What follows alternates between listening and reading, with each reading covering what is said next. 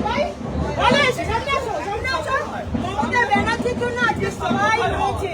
নাহলে কি অবস্থা? চিকিৎসা মমতা ব্যানার্জি আছে বলে চিকিৎসা হচ্ছে। মমতা ব্যানার্জি আছে বলে চিকিৎসা হচ্ছে। মমতা ব্যানার্জি আছে বলে আমরা খেতে পাচ্ছি। এবার ভাবুন, আপনি কি ভোট চাইতে এসেছেন না মমতা ব্যানার্জিকে নিয়ে আপনি গুসার অর্ডার এসেছেন? সত্যি কথা বলুন না, আমরা তো বলবোই জয় বাংলা, জয় বাংলা, জয় বাংলা, জয় বাংলা, জয় বাংলা। আজকে আপনার প্রচারের মাঝখানে এক মহিলা আপনাকে জয় বাংলা বলে প্রতিবাদ জানালো, কি বিষয় এবং আপনার প্রতিক্রিয়া? বিষয়টা হচ্ছে যে জয় বাংলা বলার বা প্রতিবাদ করার তাদের যদি কোনো বক্তব্য থাকে সেটা বলার 100 বার অধিকার আছে। আজ তো গায়ের জোরে বলছে, কিন্তু যেদিন আমরা সরকারে আসবো, ভারতীয় জনতা পার্টির সরকার হবে, সেদিনও তাদের সেই অধিকার থাকবে। সেই দিদিকে আমি বলবো যে আপনি এইভাবে প্রতিবাদ করবেন, আপনার যদি কিছু মনে হয় সেটা বলবেন। সেটা তো এখন বলছেন তৃণমূলের মদতে, সরকারি মদতে, কিন্তু যেদিন বিজেপি সরকারে আসবে সেদিনও সেই দিদিকে এই অধিকারটা আমরা দেব, সমস্ত মানুষকে। কিন্তু প্রশ্নটা শুধু একটা জানাই, একটা অধিকার আমরা দেব না, সেটা হচ্ছে যে কোনো মানুষের যে কোনো কিছু বলার, প্রতিবাদ করার বা তার বক্তব্য বলার অধিকার থাকবে।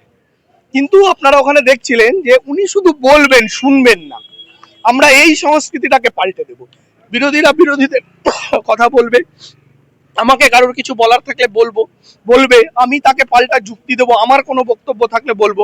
কিন্তু শুধু বলবো, শুনবো না, এটা হবে না। কারণ ওনাকে যখন আমি বলছিলাম আরজি কর কি হলো, বকটুয়ে কি ঘটনা ঘটলো, রাষ্ট্রীয় শিক্ষামন্ত্রীর বাড়ি থেকে টাকার পাহাড় পাওয়া গেল, বান্ধবীকে পাওয়া গেল, জেল খাটলেন, রাষ্ট্রের শিক্ষা শেষ, স্বাস্থ্য শেষ, চিকিৎসা কোথায় হবে, এসবের কোনো উত্তর নেই। শুধু জয় বাংলা, জয় বাংলা, জয় বাংলা। আসলে যেমন শিক্ষা যে দলের নেতা, যে দলের প্রার্থী ঠিক যেভাবে শেখায়, বাকিরা সেভাবেই শিখছে। রাজ্য সরকার সমস্তটা দিচ্ছে, সমস্ত পরিষেবা দিচ্ছে, কেন্দ্র সরকার থেকে কিছু পাচ্ছে না, এটা কিভাবে? এটা তো একেবারে ভুল প্রচার। আমাদের পশ্চিমবঙ্গ এমন একটা রাজ্য হতে চলেছে যেটা একটা স্বাধীন দেশ, পারলে সেটা ঘোষণা করে। জানেন তো সবচেয়ে বড় মানুষের এই মুহূর্তে যেটা প্রয়োজন, শিক্ষা, স্বাস্থ্যের বেহাল দশা।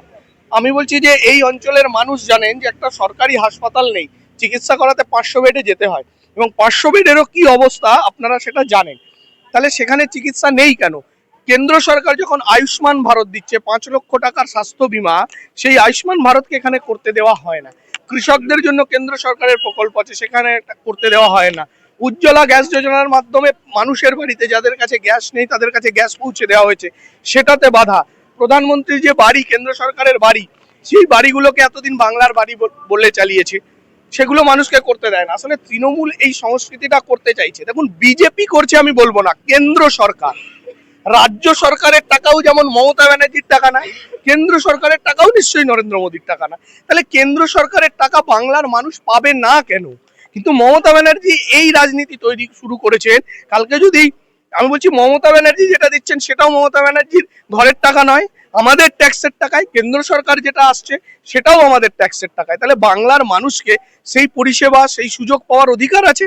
বাংলার মানুষের সেটা ন্যায্য দাবি, কিন্তু সেটা মমতা ব্যানার্জি হতে দেয় না। পশ্চিমবঙ্গকে পিছিয়ে নিয়ে যাওয়ার জন্য তৃণমূল কংগ্রেস এই কাজগুলো করে। বিরোধী প্রার্থী মানে বিজেপি প্রার্থী মন্দিরে মন্দিরে যাচ্ছে, কিন্তু তৃণমূলের প্রার্থীকে জনদেবতা মেনে নিয়েছে, আপনাকে সেই কারণে দেবতার কাছে আসতে হচ্ছে, এটা বলছেন বিজেপি মানে তৃণমূল। দেখুন, বিজেপির মন্দিরে তো আমরা যাই, এটা আমাদের সংস্কৃতি, মানে আজকে থেকে নয়। আপনি ছোটবেলায় যখন স্কুলে পড়েছেন বা এখানে যারা আছেন, পরীক্ষা দিতে যাওয়ার আগে ঠাকুর নমস্কার করা, বাবা মাকে নমস্কার করা, বা বাড়িতে সকালবেলা ঘুম থেকে উঠে একটু ঠাকুর নমস্কার করে সবাই বেরোয়, ঠিক আছে, এটা তো এটাই আমাদের সংস্কৃতি। ফলে এই যে আজকে প্রচার করলাম, তারপরে একটু মন্দিরে এলাম, কেন? আমার মা, কাকিমা, দিদি, দাদা যারা আছে তারা একটু বলে বাবা একটু পুজোটা দিয়ে যা, মা যেমন বলে বাবা খালি পেটে বেরোস না, কিছু দুটো খেয়ে যা। মানে এই ভালোবাসার জন্য তাদের মন রাখা আশা ভগবানের কাছে, এবং ভগবানের কাছে বলা যে ভগবান আমাকে শক্তি দিন যেন আমি বাংলার সংস্কৃতিকে রক্ষা করতে পারি। আর যারা এই কথা বলছেন, যারা এই সংস্কৃতিকে মানেন না, যারা শ্রীরামকে বহিরাগত বলছেন, তারা রামনবমীর মিছিলে হাঁটছে, জয় শ্রীরাম বলছে।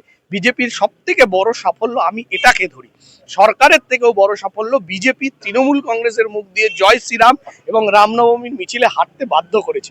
এর থেকে বড় সাফল্য বিজেপির আর কি হতে পারে? এইটা তো হচ্ছে এটাই ওদের শেষ অস্ত্র।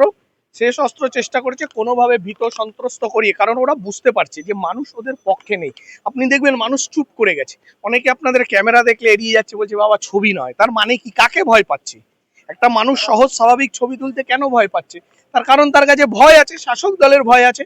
কিন্তু মানুষ যখন চুপ হয়ে যায়, যারা রাজনৈতিক বিশ্লেষক আছেন তারা জানেন, এবং যারা আপনারা সাংবাদিকতা করেন তারা জানেন, রাজনৈতিক সচেতন মানুষ জানেন, যখন মানুষ চুপ হয়ে যায়, মানুষ কিছু বলে না, তখন সেটা সবসময় শাসক দলের বিপক্ষে যায়। এটা আমাদের তৃণমূল প্রার্থী বুঝছেন কিনা জানিন না, কারণ ওনার রাজনৈতিক অভিজ্ঞতা খুব অল্প দিনে, কিন্তু যারা ওনার দলের অভিজ্ঞ লোক আছে তারা বুঝতে পারছেন যে মানুষ আর পক্ষে নেই। গোটা ওয়ার্ড ঘুরলে 14 নম্বর ওয়ার্ড ব্যাপক সারা মানুষের, মানুষ দুহাত ধরে আশীর্বাদ করছে, ঘর থেকে বলছে যে এবার পরিবর্তন দরকার। বহু আমার এরম পরিবারের সাথে দেখা হয়েছে যারা বামপন্থী পরিবার, এরম বহু পরিবারের সাথে দেখা হয়েছে যারা তৃণমূল কংগ্রেস করে, কিন্তু তারাও বলছে এবার পরিবর্তন দরকার। একজন শিক্ষিত মানুষের সাথে আমার কথা হচ্ছিল, উনি পড়াশোনা করছেন, ওনারা আমাকে বললেন, আমাকে যেমন জিজ্ঞাসা করছে, আচ্ছা তোমরা এলে, পরিবর্তন হলো, তোমরা এলে, তোমরাও একই রকম হয়ে যাবে না তো? আমি তাকে বললাম যে হ্যাঁ, মানুষের তো মানে স্বভাব মন বদলাতে পারে, কিন্তু মানুষকে প্রতিবাদী থাকতে হবে।